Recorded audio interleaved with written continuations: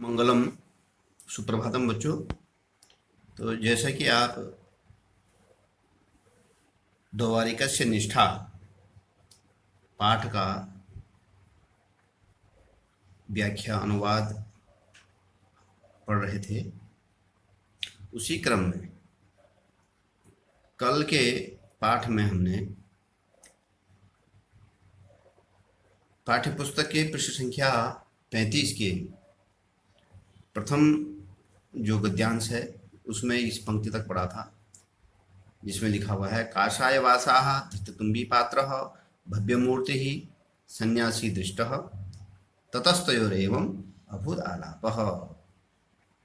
जिसका अर्थ है कि केसरिया वस्त्र धारण किया हुआ धृततुम्बी पात्र, जिसने तुम्बी पात्र भिक्षा मांगने का जो पात्र होता है, तुम्बी पात्र धारण किया हुआ है, विशाल शरीर का सन्यासी दिखाई दिया।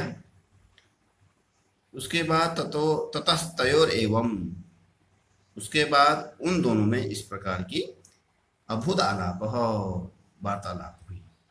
अब वो वार्तालाप क्या हुई वह आगे के गद्यांश में या नाटक के रूप में, नाटकीय घटनाक्रम के रूप में आपकी पाठ्य पुस्तक में है। हम इसका अध्ययन करेंगे। तो आगे चलते हैं। अब दोनों के बीच जब वार्ता हुई तो उसमें सन्यासी सबसे पहले सन्यासी ने बोला। देखो सन्यासी कह रहा है, सन्यासी लिखा हुआ है, यानी कैसे वस्त्र धारण किया हुआ जो योगी है, जो कि वहाँ किले के अंदर प्रवेश करना चाहता है, वह क्या कहता है, देखिए। कथम अस्मान सन्यासिनोपि कठोर भाषणैः तिरस्करोषि। कथम कैसे, अस्मान माम, सन्यासिनो अपि सन्यासिनः धन अपि, सन्यासी का भी, अपि मैंने भी, अपि अव्यय शब्द है, कठोर भाषणैः, कठोर धन भाषणैः धन तिरस्करोषि, तिरस्कार करना। कठोर भाषण था, कठोर शब्दों से, कठोर वाक्यों से तिरस्कार करते हो, अपमान करते हो। सन्यासी ने द्वारपाल को कहा कि कथम अस्मान, अर्थात आप क्या इस प्रकार से, हे द्वारपाल तुम क्या इस प्रकार से सन्यासियों का भी, जो जिन्होंने कि संसार को त्याग दिया है, जिनके मन में संसार के प्रति कोई लोभ नहीं है, कोई राग नहीं है, कोई मोह नहीं है, जो केवल ईश्वर की उपासना में लगे हुए हैं, ऐसे व्यक्तियों का भी, जो साधु लोग हैं, सज्जन लोग हैं, कठोर, इस प्रकार के कठोर, इस प्रकार से दुखदाई बातों से, भाषण से, वाक्यों से, कठोर वाक्यों से तिरस्कार करते हो, आप अपमान करते हो। यह प्रश्नवाचक चिन्ह इसमें है, अर्थात यह जो है प्रश्नवाचक वाक्य है। आगे इसी वार्तालाप में द्वारिक कहता है, भगवान सन्यासी तुरीयाश्रम, सन्यासी तुरीयाश्रम सेवी इति प्रणम्यते, परंतु प्रभूणाम आज्ञाम उल्लंघ्य निज परिचय मददत एवायाति इत्याक्रुष्यते। भगवान महोदय, स्वामी, हे प्रभु, हे सन्यासी, आप तुरीय आश्रम सेवी इति, आप तुरीय आश्रम, हिंदू वर्ण व्यवस्था में 4 आश्रम माने गए हैं। तुरीय शब्द का अर्थ होता है 4, चतुर्थ। पहला ब्रह्मचर्य आश्रम है, जिसमें व्यक्ति ब्रह्मचर्य का पालन करता है और विद्यार्जन करता है, पढ़ाई लिखाई करता है। उसके बाद गृहस्थ आश्रम में जाता है, जहाँ संतति और समाज की जिम्मेदारियाँ, परिवार की जिम्मेदारियों का निर्वहन करता है, समाज की सेवा करता है। उसके बाद वानप्रस्थ, तीसरा आश्रम है वानप्रस्थ, गृहस्थ में रहते हुए संन्यास आश्रम का अभ्यास करना, माया मोह से अपने आप को धीरे धीरे विरक्त करना, वह तीसरा आश्रम है, इसका नाम है वानप्रस्थ आश्रम। और चतुर्थ आश्रम इसका जो है संन्यास आश्रम। तो यहाँ द्वारपाल कह रहे हैं कि सन्यासी आप तो चौथे अर्थात संन्यास आश्रम की सेवा में हैं, यानी आपने चौथा आश्रम चतुर्थ आश्रम ग्रहण कर रखा है, अर्थात आपको जो है किसी भी प्रकार का लोभ मोह मद मत्सर्य नहीं है। सेवीति यानी आप चौथे आश्रम यानी आप संन्यास आश्रम में हैं, यानी आप सन्यासी हैं, इसीलिए हम आपको प्रणम्यते, मैं अपनी तरफ से आपको प्रणाम करता हूँ, महाराज की तरफ से भी आपको प्रणाम करता हूँ, क्योंकि साधुओं की सन्यासियों की आदर करना, उनका सम्मान करना ये गृहस्थ का धर्म है, इसलिए मैं आपको प्रणाम करता हूँ। परंतु लेकिन प्रभुणाम आज्ञाम उल्लंघ्य, आपने मेरे प्रभु मेरे स्वामी शिवाजी की जो आज्ञा है, क्या आज्ञा है उनकी, कि बिना परिचय दिए हुए, बिना जाने हुए, बिना बुलाए हुए किसी को भी महल के अंदर, किले के अंदर प्रवेश नहीं दिया जाना है। इसलिए आपने क्या किया है, प्रभुणाम आज्ञा उल्लंघ्य, आप मेरे स्वामी महाराज शिवाजी की आज्ञा का आपने उल्लंघन किया है। और उल्लंघन उसका उल्लंघन करते हुए आप क्या कर रहे हैं, निज परिचयम अददत, आपने अपना परिचय भी नहीं दिया है, बिना परिचय दिए हुए, एवं परिचयम अददत, परिचय दिए बिना ही आयाति, आप आ रहे हैं, इति आकृष्यते, इसलिए आप पर गुस्सा किया जा रहा है, इसलिए आप पर क्रोध किया जा रहा है, इसीलिए मैं आप पर क्रोध करता हूँ, क्योंकि आपने अपनी जानकारी भी नहीं दी और आपने मेरे स्वामी अर्थात जो इस महल के स्वामी हैं उनकी आज्ञा का उल्लंघन भी किया है और आपने अपना परिचय भी नहीं दिया है। इस कारण से आप पर मैं क्रोधित हो रहा हूँ, गुस्सा कर रहा हूँ। उसके बाद जब ये बात हुई, द्वारपाल ने सन्यासी के प्रश्न का, क्योंकि मुझ पर क्यों क्रोध करते हो, उसका उत्तर दिया। फिर से द्वारपाल ने सन्यासी के उत्तर देने के बाद फिर से सन्यासी देखिए जवाब में क्या कहते हैं, सत्यम यथार्थम, इसका अर्थ होता है यथार्थ, यानी सत्य बात कहा, आपने सही कहा, आपने जो बात कही वह यथार्थ कही है, बिल्कुल ठीक कही है। आपने तो अपने प्रभु की आप आज्ञा का पालन कर रहे हैं, मैंने उनकी आज्ञा का उल्लंघन किया है, बिना अपना परिचय दिए हुए ही मैं महल में प्रवेश करना चाहता हूँ, इसलिए मैं प्रवेश करने के लिए, अंदर घुसने के लिए जा रहा था। आपने सही बात कही कि ये सारी बातें सत्य हैं, यथार्थ हैं। मनसा वाचा कर्मणा सत्यम किम सत्यम किम असत्यम, सत्य क्या है और असत्य क्या है। तो सत्य के बाद में मन वाणी और कर्म की एक रूपता जो है वो सत्य है, और जो मन वाणी और कर्म की एक रूपता नहीं है वह असत्य है। तो आपने बिल्कुल सही बात कही। शांतो अयम अपराध, चलिए ठीक है, शांत मैंने क्षमा कर दिया है, आपका यह जो अपराध है वह मैंने क्षमा कर दिया है, आपका यह दोष, अपराध यानी दोष, आपका दोष मैंने क्षमा कर दिया है। लेकिन किंतु, परम का मतलब किंतु भी होता है, लेकिन भी आप उसका अर्थ लगा सकते हैं। सन्यासिनो ब्रह्मचारिणः पंडिताः स्त्रियो बालास न किमपि प्रष्टव्या, लेकिन आपने इस बात पर ध्यान नहीं दिया होगा कि सन्यासी, योगी लोग, ब्रह्मचारी लोग, पंडित लोग यानी विद्वान लोग, और ना स्त्रिय नारी लोग, बालाश्च और बालक, सन्यासी, ब्राह्मण, पंडित, स्त्री और बालक न किमपि प्रष्टव्या, इनसे कभी भी इनका परिचय नहीं पूछना चाहिए, इनके ये परिचय पूछने योग्य नहीं है, इनको तो बिना परिचय के ही प्रवेश दिया जाना चाहिए, दिया जाता है। आत्मानम अपरिचयंतो प्रवेष्टव्य, अगर ये आत्मानम यानी स्वयं अपने खुद का परिचय अपरिचयंतोपि यह अपना परिचय नहीं देते हैं, अपने बारे में नहीं बताते हैं, परिचय नहीं देते हैं, उसके बावजूद भी इनको प्रवेश देना चाहिए, ऐसा नीति कहती है।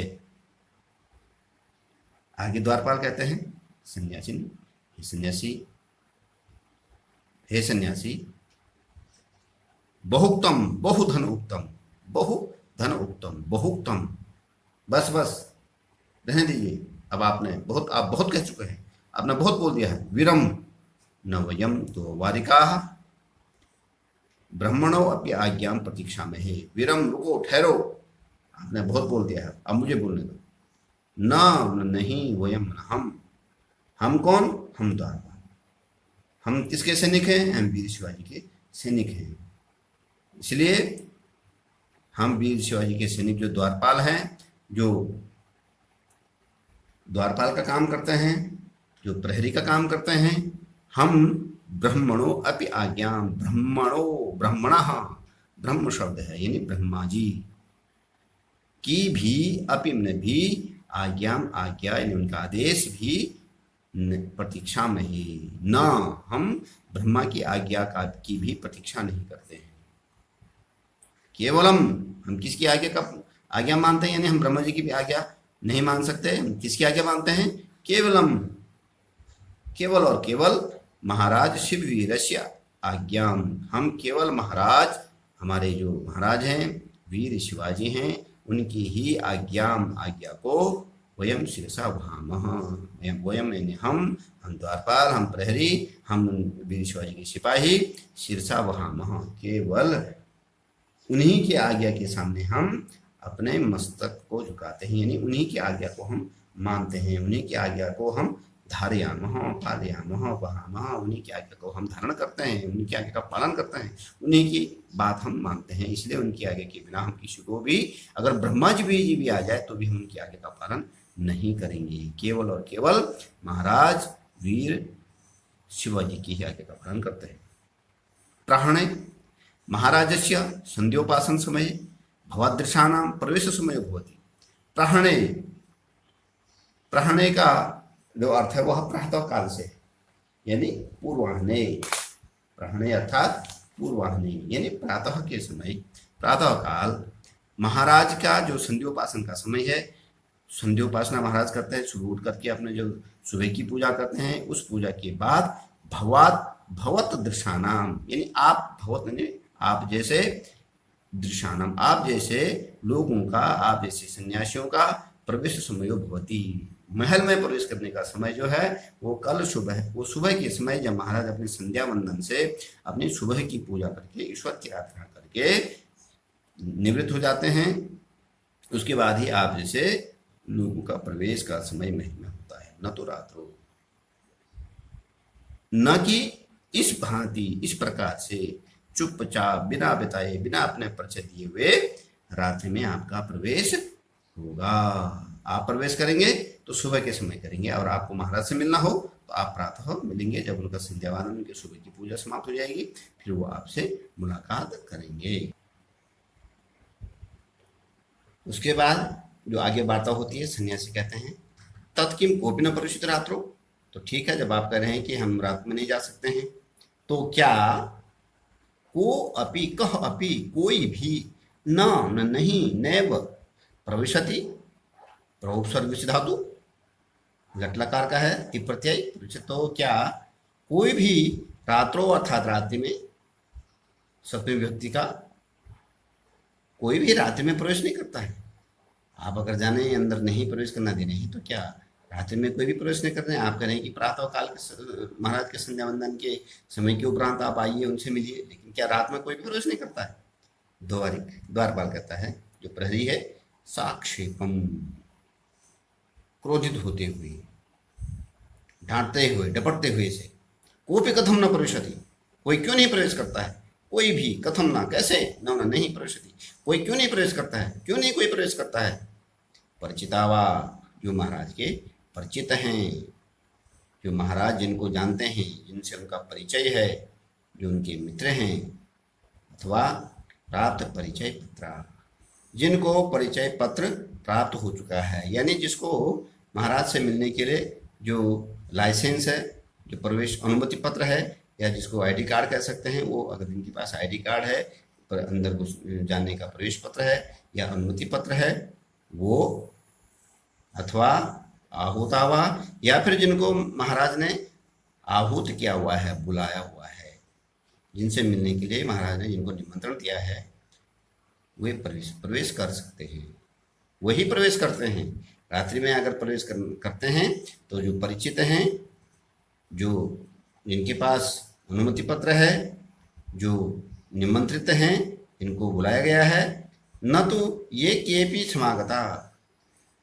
बल्कि ऐसा नहीं कि हर कोई, जो कोई भी आया वो जाकर के महाराज से मिल गया, न तो ये केपी, वो वही मिल जा सकते हैं जिनको महाराज ने बुलाया हुआ है, जो परिचित हैं, जिनसे कोई विशेष कार्य है, विशेष बैठक है, विशेष मंत्रणा करनी है, वो तो जा सकते हैं। लेकिन आप जैसे ऐसे भी नहीं कि जो कोई भी आया और चल दिया, बहुत जैसा आप जैसे आए हुए अनजाने व्यक्ति नहीं।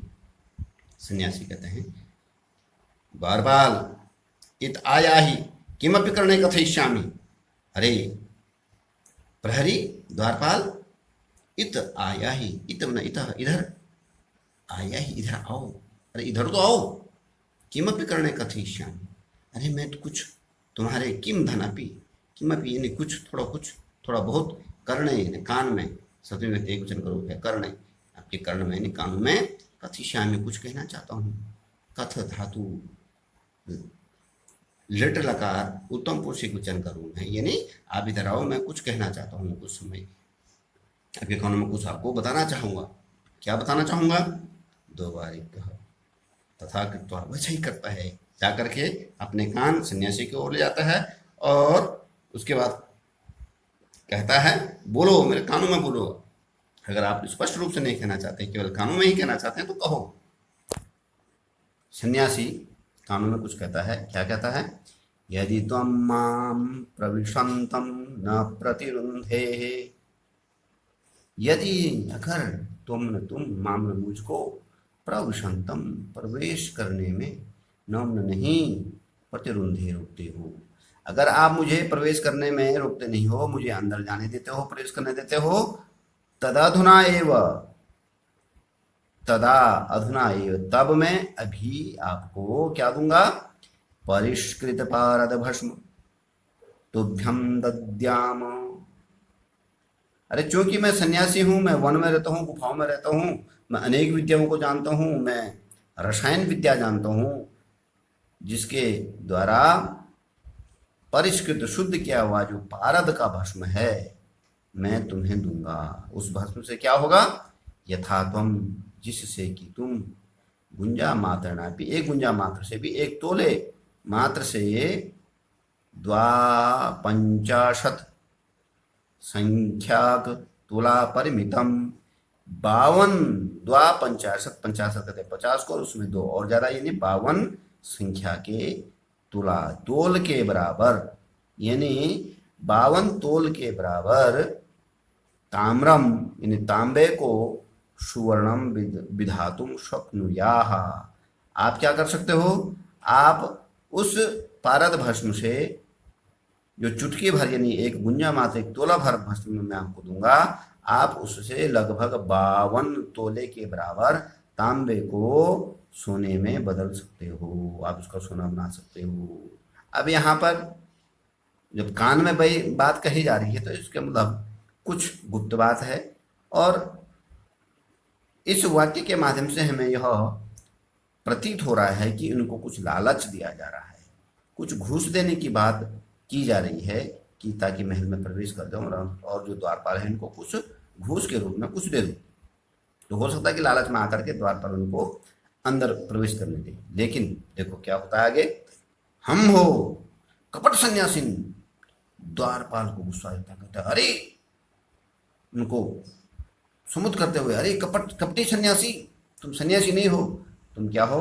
कपटी हो, धोखेबाज हो, कथम विश्वासघातम स्वामी वंचनम च शिक्षासी। अरे तुम तो सन्यासी हो, सन्यासी साधु लोग अच्छी बातें बताते हैं, सेवा की बातें आपको मुझे बतानी चाहिए, धर्म की बातें बतानी चाहिए, लेकिन विश्वासघातम, अरे आप तो विश्वासघात की बात मुझे बताना, चाह रहे हो, मुझे विश्वासघात करना सिखा रहे हो, स्वामी वंचनम च शिक्षयसि, और मैं किस प्रकार से अपने स्वामी को ठगूं, उनको धोखा दूं, ऐसा मुझे तुम सिखा रहे हो। शिक्षयसि, तुम मुझे ऐसा सिखाना चाहते हो।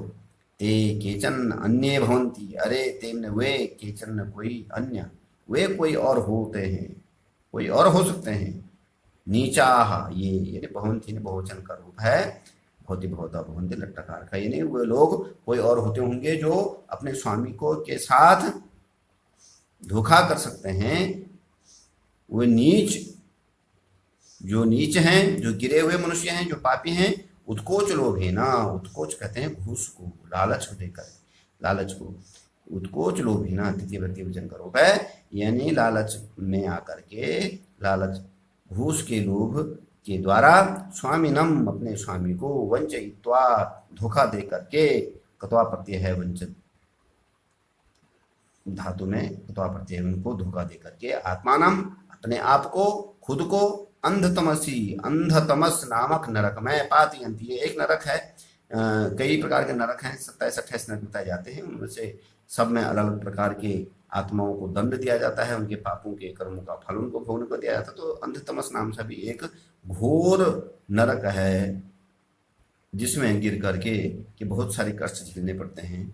तो उसी का याद, उसी का स्मरण करते हुए द्वारपाल कहते हैं कि अगर जिसको ये काम करना होगा, अपने स्वामी को धोखा देना होगा, लालच में आकर के, घूस लेकर के जो अपने स्वामी को धोखा देता है, वह खुद को अंधतमस नामक नरक में गिराते हैं। न वयम शिवगणास्तादृशा, हम उस प्रकार के शिवगण नहीं हैं, अर्थात शिवाजी के हम इस प्रकार के सैनिक नहीं हैं, जो कि अपने आप को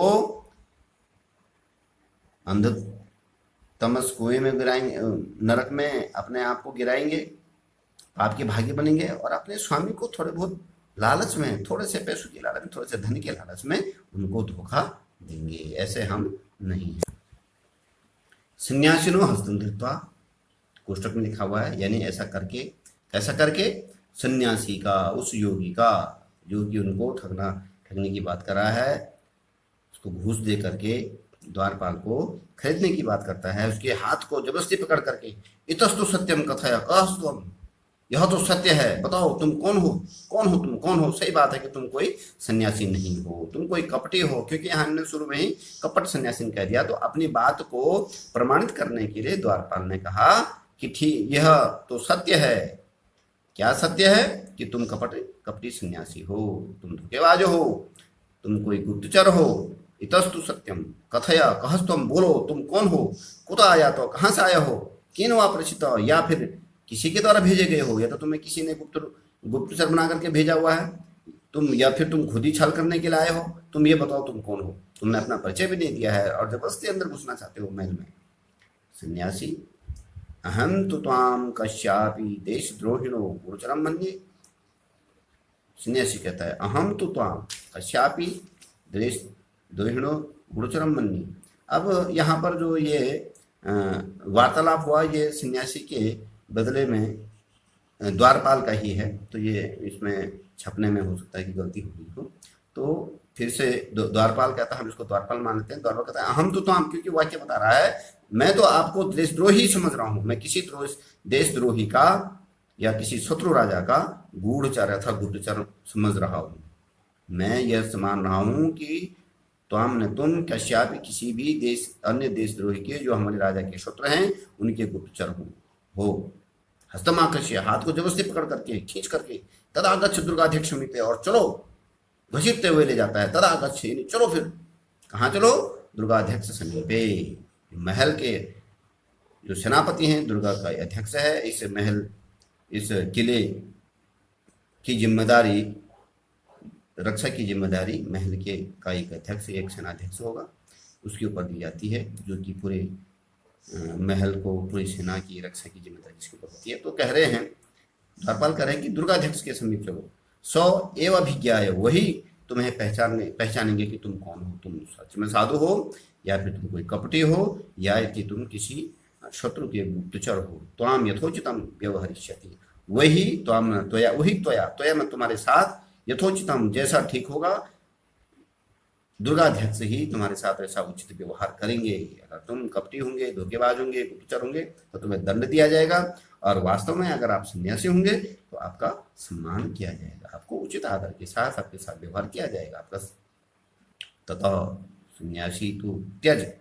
अब उसके बाद ये सन्यासी का जो वाक्य है ये यहाँ की बजाय यहाँ होना चाहिए था, ये गलत हो सकता है कि छप गया हो। तो ततः उसके बाद सन्यासी क्या कहता है? त्यज, छोड़ो मुझे।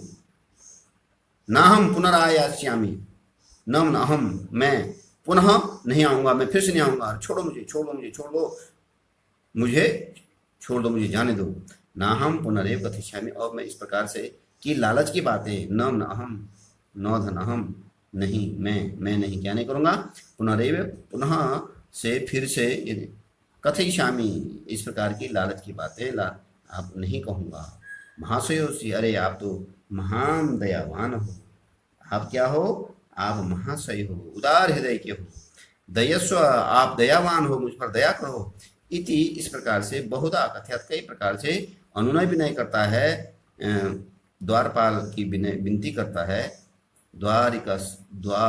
द्वारिकस्तु तमाकृष्य नयनैव प्रसीदतः, और द्वारपाल उसको छोड़ता नहीं है, वह छोड़ने की बात करता है, जाने देने की बात करता है कि मैं जाऊंगा, दोबारा ऐसी बात नहीं कहूंगा, लेकिन द्वारपाल तमाकृष्य, उसको जबरदस्ती जकड़ करके, अपना हाथ में से पकड़ करके, नयन एवं प्रचलित, उसको ले जाने के लिए ही तैयार होता है, उसको घसीटते हुए ले जाने के लिए तैयार होता है, उसको धकेलते हुए महल में दुर्गाध्यक्ष के समीप ले जाना चाहता है।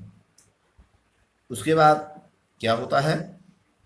अथ दीपस्य समीपम आगत्य, अब जैसे ही वहां से हल्के से अंधेरे से निकल करके जो वहां दीपक था जिससे रोशनी हो रही थी, उसके समीप में आकर के सन्यासिनो उत्तम, सन्यासी ने कहा, सन्यासी ने कहा, क्या कहा? द्वारपाल, हे द्वारिक, हे द्वारपाल, हे प्रहरी, नमाम प्रत्यभिजानासि, अरे आप मुझे नहीं पहचानते हो? आपने मुझे कभी इससे पहले देखा होगा, जरा ध्यान से मुझे देखो।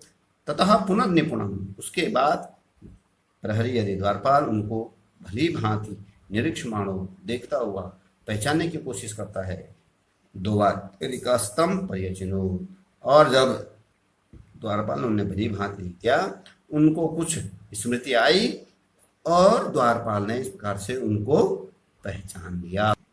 द्वारपाल ने जब उनको पहचान लिया सन्यासी को, तो क्या कहा? अरे कथम श्रीमान गौर सिंह, अरे आप श्रीमान गौर सिंह हैं, अर्थात आप दुर्गाध्यक्ष हैं।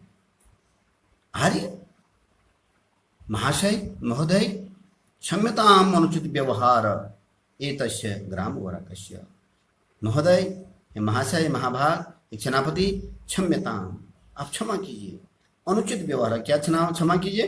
अनुचित व्यवहार, यानी मेरे द्वारा आपके प्रति जो गलत व्यवहार किया गया है उसके लिए आप मुझे क्षमा कीजिए। एतस्य ग्राम वरकस्य, एतस्य यानी यह जो गंवार आदमी है, मैं गंवार आदमी हूँ और मैंने आपके साथ गलत व्यवहार किया है, इसलिए आप मुझे क्षमा कीजिए। तद अवधार्य तस्य पृष्ठे हस्तम विन्यस्यन् सन्यासी रूपो गौर सिंह समोच, तब उनको पहचान करके, जब एक दूसरे की पहचान हो गई, तो उनको उनके हाथ पर, पृष्ठे उनके पीठ पर, हस्तम विन्यसन, हाथ रख करके सन्यासी रूपी गौर सिंह ने कहा। वे जो सन्यासी थे वो कौन थे? वो वीर शिवाजी के सेनापति गौर सिंह थे और इस महल के अध्यक्ष थे। इस महल के जो सिक्योरिटी के जो हेड थे वो गौर सिंह थे। उन्होंने इस प्रकार से कहा, क्या कहा? द्वारिक मया दृढ़ परीक्षितोसी, हे द्वारपाल, मेरे द्वारा आपके भली प्रकार से, भली भांति आपको लालच दे करके, आपको डरा धमका करके, आपको नीति की बातें बता करके मैंने आपकी परीक्षा ले ली है। परीक्षितोसी, तुम्हारी परीक्षा ले ली गई है। यथा योग्य एव पदे नियुक्तोसी, और तुम उस परीक्षा में उत्तीर्ण हो चुके हो, इसलिए यथा योग्य, आप जिस योग्य हैं उसी योग्य पद पर आप स्थापित हो, आपको स्थापित किया गया है, आपको नियुक्त किया गया है। बिल्कुल सही पद पर आप नियुक्त हो, आप इसी कार्य के लायक हो और आपने अपनी ईमानदारी, अपने कर्तव्य निष्ठा से यह साबित कर दिया है कि आप द्वारपाल बनने लायक हो। त्वादृशा एव वस्तुतः पुरस्कार भजनानि भवन्ति। तुम जैसे ही, त्वदृशा आप जैसे लोग ही वास्तव में पुरस्कार के, इनाम के पात्र, भाजनानि पुरस्कार के पात्र होते हैं। लोकद्वयं च ब्रियन्ते, और इस लोक में तो अपने कर्मों से प्रशंसा पाते ही हैं, और मृत्यु के उपरांत दूसरे लोक में यानी स्वर्ग भी सीधे सिधारते हैं। स्वर्ग में भी आपका बड़ा सम्मान होता है, क्योंकि आप कर्तव्यनिष्ठ हो। आपकी परीक्षा मैं ले चुका हूं, आप इस परीक्षा में बिल्कुल 100% अंकों के साथ उत्तीर्ण हो चुके हो। तो इस प्रकार की ये जो वार्तालाप है, इस द्वारिका निष्ठा में, इन पंक्तियों से हमें, इस पाठ शीर्षक से हमें ईमानदारी की, कर्तव्य निष्ठा की शिक्षा इस पाठ के माध्यम से दी गई है। तो इस प्रकार से यह पाठ दूसरे अंक के रूप में पूरा हो चुका है। इसके बाद हम इस पाठ से संबंधित प्रश्नों के उत्तर आपको बताएंगे। जी, धन्यवाद।